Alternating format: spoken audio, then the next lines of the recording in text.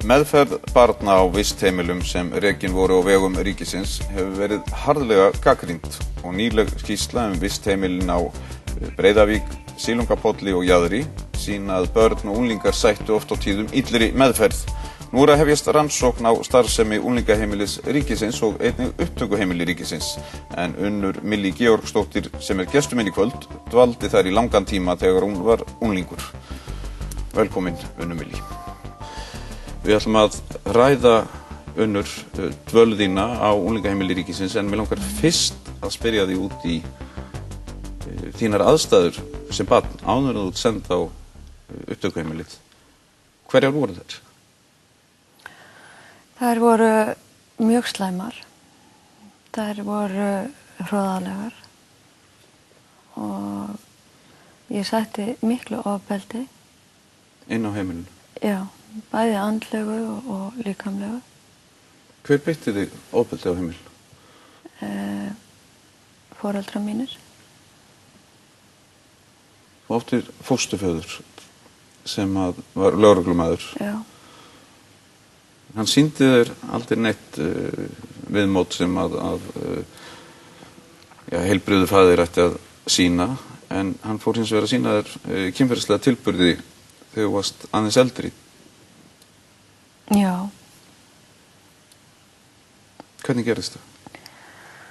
Hann byrjaði fyrst að því að koma alltaf upp á mér ef ég var ein einhvers staðar og grípa mig í fangið og vilja kyssa mig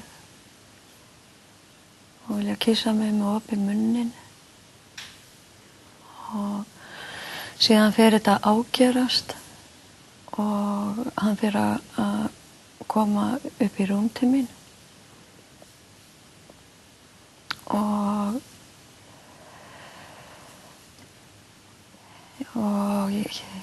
síðan fer að gerast að hann fer að reyna að rétta með svona pening í laumi undir eldhúsborðið svo enginn sæi til. Og var hann þá að borga fyrir þögn þína eða? Já, það var eins og það væri leyndarmálið. Hvað með mömmu þína? Gastu, að því að nú sætur þessu ofbeldi í tölverðan tíma, hann sjálfur, aftur ekkert skjól, gast ekki leita til mömmu þinnar og sagt henni hreinlega frá hvað var að gerast?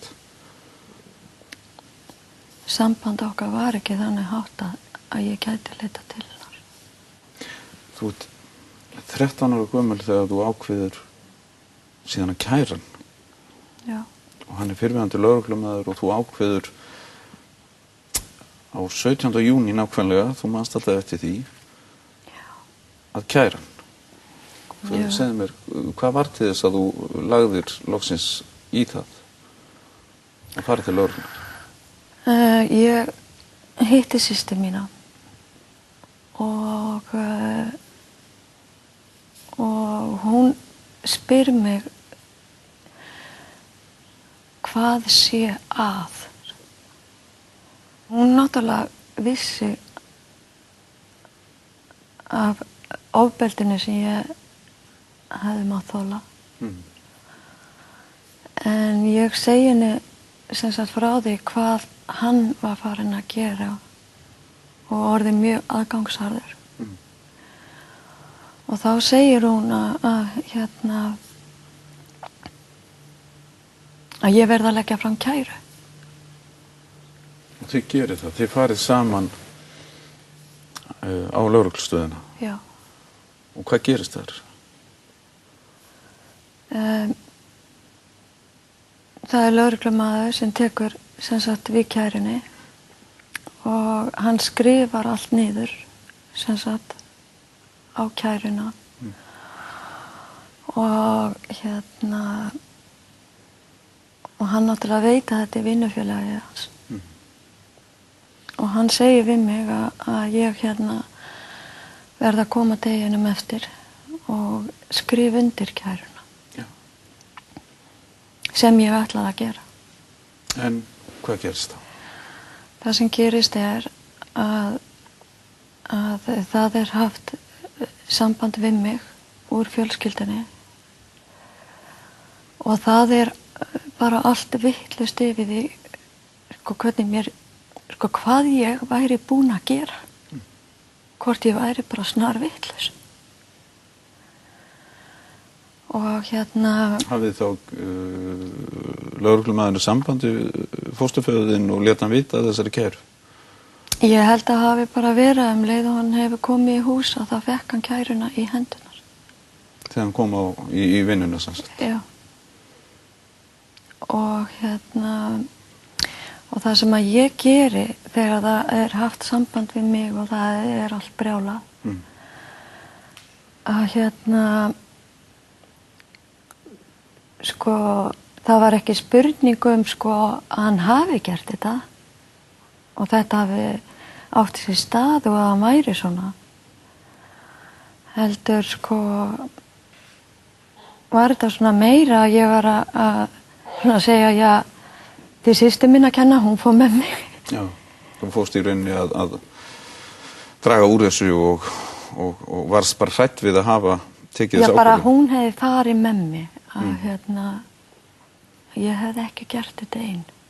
Systir kom fram í viðtali fyrir það bil 2 árum þar sem hún sagði frá þessu í sunnudagsþætti með Evu Maríu og í framhaldinu þá ræddi Kastljós við lögreglumannin sem að tók á móti ykkur og við skulum heyra hvað hann hafði að segja í viðtali í Kastljósinu. Trúður hann ekki? Nei.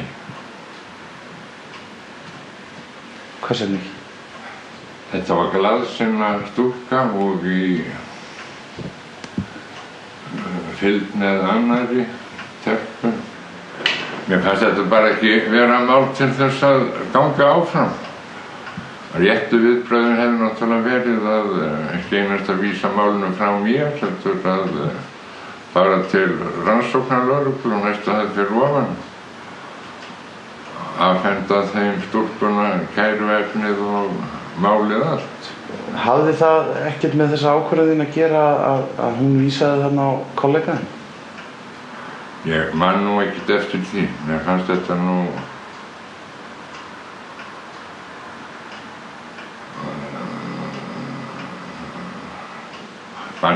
bara vera þannig vaxið. Ég held ég hef nú verið búin að loka málinu áður en að það kom fram og þá get ég ekkert fullyrt það. Hvernig líður þér með þessa ákvörðun að hafa ekki fylgt málinu eftir? Bara einfaldlega að mér hafi orðið á mistök. Ekkert öðruvísi. Nú vorkunn semið til stúlkunnar og afsökunarbeiðni mín eftir verður leitað. Verður jafnan tiltak að biðja hana afsökunar á þessu.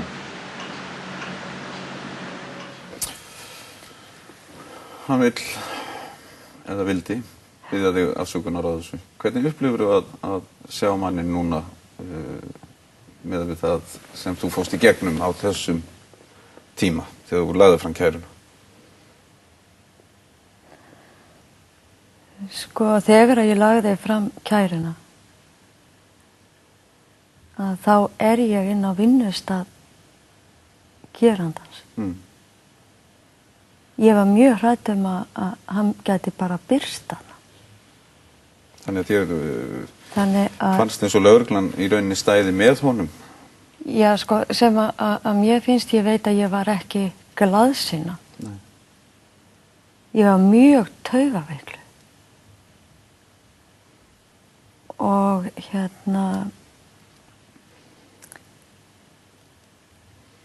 og þetta var ekki auðvelt. En hvað gerist í framhaldinu? Það má segja að afskipti lögreglunar af þér hafi aukist raunverulega eftir þetta. Já, ég fekk engan frið. Útskýrðu það eins fyrir mér. Það voru bara vissir menn í lögreglunni sem að eins og hann var þeirra yfirmaður og hafði jafnvel þjálfað á. Og það var eins og að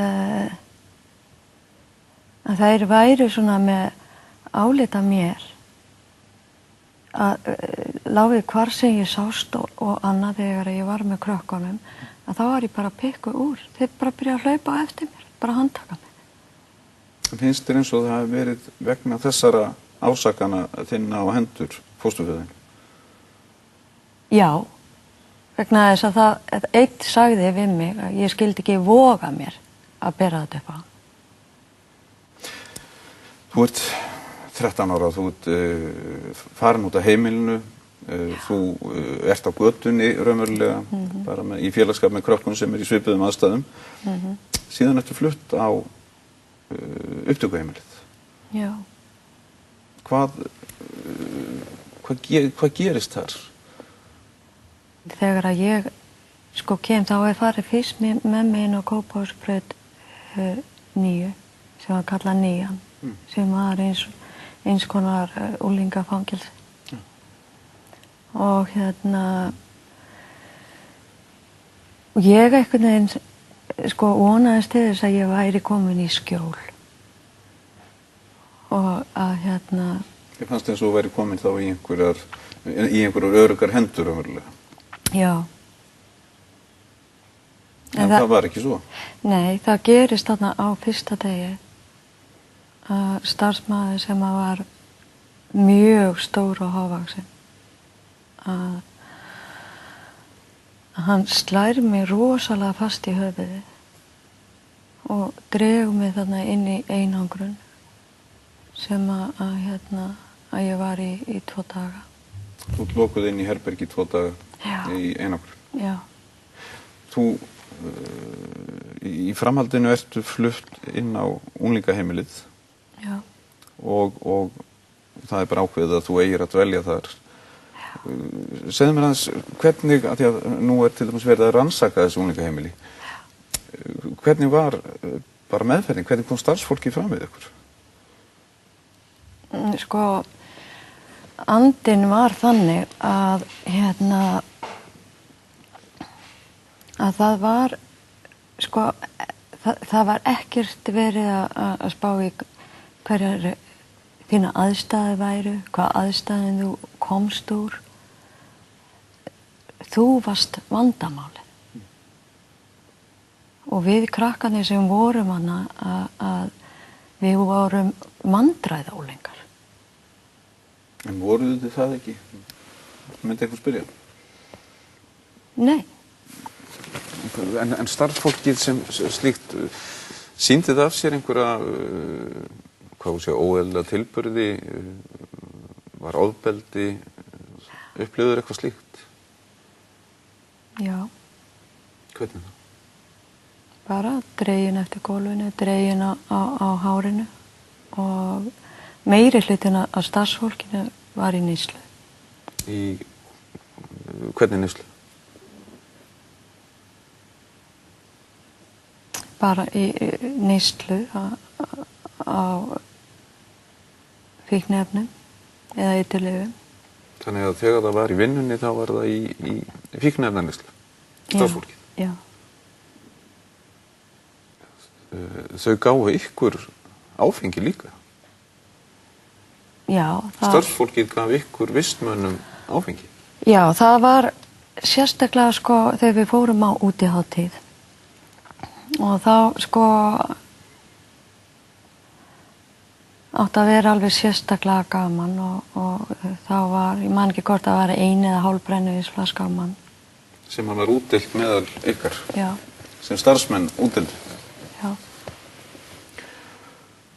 Þú sagði mér frá atviki sem hefði átt sér stað þegar þú komst einhvern tímann til baka og þú varst tekin út úr herberginu þínu og þér var nánast skipað að fara til annars vistmanns og eins og þú sagði mér vera góð við hann. Segðu mér, hvað gerðist þá?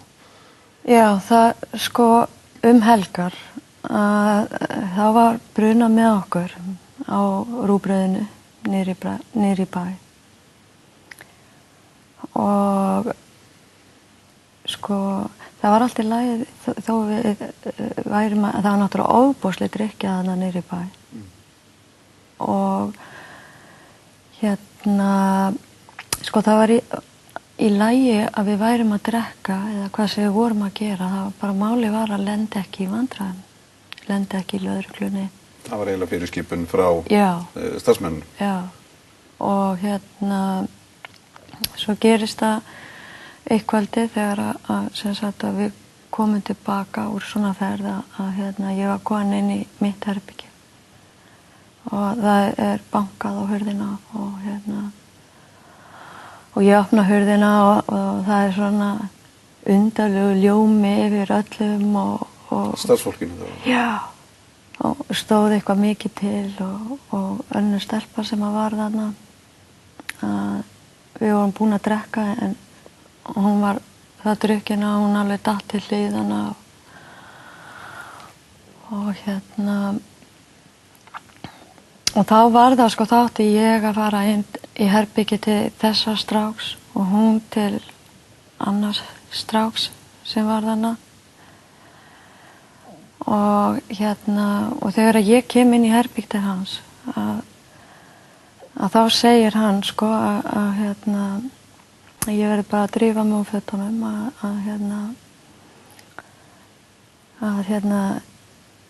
að við hefðum bara ekki mjög langan tíma en þetta, þeir hefði fengið leyfi hjá starfsfólkinu og starfsfólki beið úti sem satt á ganginu fyrir utan hurðina.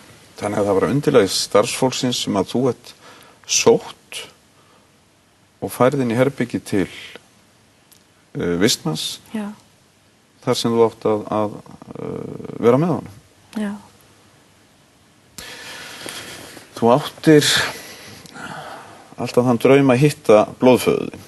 Já. Og þú hafðir aldrei séð hann en þú svona gerðir einhverja fallega mynd á honum. Já. Og síðan hafður upp á honum. Já. Hvernig gerðist það? Ég var þarna og það kom aldrei neitt, það talaði enginn við mig. Engin samskipti við fjölskylduna? Nei, aldrei, ekki eitt símtal, kom aldrei neitt. Og og ég vissi ekki hvernig ég ætti að komast þaðan. Og ég byrja að leita að blóðföður mínum og fyrir að ímynda mér að hann verði sá sem að eigi eftir að bjarga öllu og fór að ímynda mér að hann væri svo góður og hann yrði svo glaður að kynnast mér. Og ég heima hjá stelpu sem var á upptökuheimilinu og ég fer að leita að honum. Og ég var búin að vera að hringja í upplýsingar og spyrja nafnið hans og það var alltaf enginn með þessu nafni og svona. Svo ég að segja henni frá þessu og hún segir svona að þú veist pröfa að hringja og ég geri það og hann og þá voru við með númer hjá hann. Og ég hringi og og hann svarar. Og ég kynni mig og segi honum að ég sé dóttir hans og mér langi mikið til þess að fá að sjá hann. Og hann bara skellir á. Og ég hringi aftur og segi við hann að ég sé dóttir hans og mér langi til þess að fá að sjá hann. Hann spyr hvar ég sé og ég segi honum það. Hann segist bara að vera á leiðinni. Og hann kemur og hann svo allt öðruvísi en ég var búin að ímynda mér. Þú samþykkir samt að fara með honum? Ég segi þarna við hann, bara leið og ég hitt hann og þá byrjaði hann að óta mig pening og ég vildi það ekki en hann samt vildi ekki taka við þig tilbaka og hann fer með mig í leigubíl út á upptökuheimili og segir að hann sé föður minn og ég megi búa hjá honum. Og þú flyst inn til hans? Já. Og hvað gerist þar? Hann var náttúrulega í botnlausri neyslu og það sem að gerist að það sem sagt bara eiginlega allt upptökuheimili komið þarna. Mér leið sko eins og ég gæti boðið öllum krökkum af upptökunni núna heim til mín. Já. Og og það sem sagt bara allt á hvolfi, bara sukkið í botni, áfengi og pillur og En svo kom endapunktur sem að gerði að verkum að þú sást að þetta var ekki sá draumafaðir sem þú hafðir óskaðir. Nei, ég vakna upp morguninn nakin með hann við hliðina á mér. Hann strýkur mér og segir við mig að hann myndi giftast mér ef ég væri ekki dóttir hans. Og ég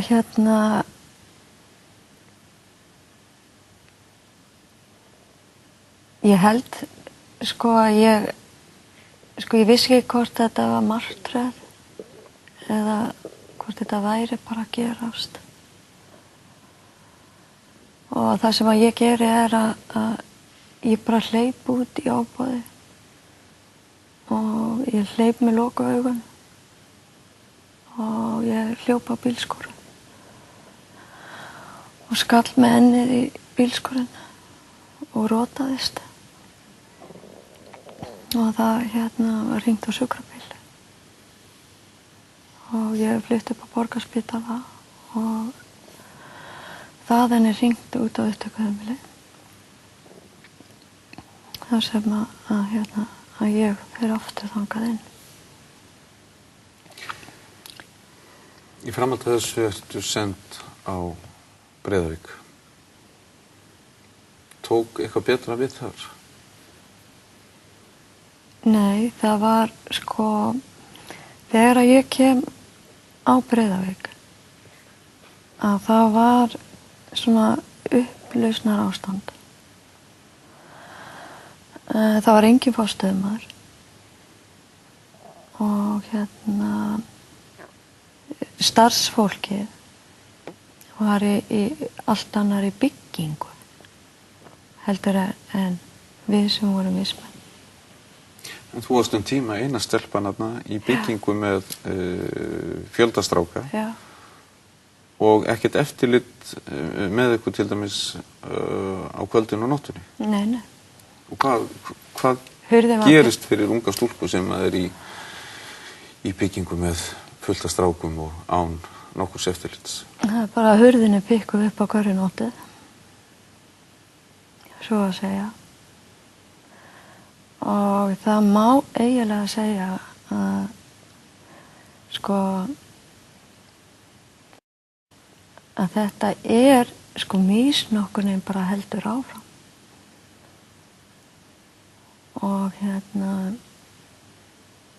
Og ég held líka að því að það sem gerist þarna í byrjun þegar að ég sem sagt reyna að kæra þetta og reyni að stoppa þetta. Sko eftir það að þá náttúrulega hef ég aldrei reynt að kæra neitt þessu líkt. Við erum búin að fara gróflega yfir fyrstu 17 ára æviðinnar. Það sem að það má segja allt hafi brugðist. Foreldrar, lögregla, stjórnvöld með sínar uppeldisstofnanir. Og ef þú horfir yfir þetta tímabil og horfir á þetta barn sem þú varst, hvað vantaði þetta barn? Þetta barn vantaði kærleika, vantaði ást, umhyggju, persónlega nálgun, það vantaði tilfinningalegt uppeldi og þegar að þetta barn var á götunni að þá vantaði stað sem að hægt væri að labba inn á, sem að væri vel auglýstur. Þetta athvarf. Já. En ég veit að það er átak fyrir það að segja þessu sögu og þú hefur verið að vinna í rauninu úr æskuðinni í langan tíma. Segðu mér bara í stuttu máli, hvers vegna viltu segja þessu sögu þína? Vegna þess að ég veit að þetta er enn svona í dag. Að börn lenda í vandræðum með kringumstæður. Það getur verið hvað sem er. Skilurðu, það getur verið einelti eða hvað sem er. Að bara þegar að barn lendir í vandræðum með aðstæður. Þegar að barnið fær þau skilaboð að það er vandræðin. Og þá byrjar sjálfsmatið að brotna niður. Og það hefur bara alveg gífurlegar afleiðingar. Vegna þess að það tekur ofboðslega langa vinnu að byggja upp brotið sjálfsmat. Og það er hægt að reyna að bjarga þeim sem eru í þessum sporum með að hlúa að þeim þannig að byggja upp mannlegt umhverfi. Unni Vili, kærar þakkir fyrir komuna.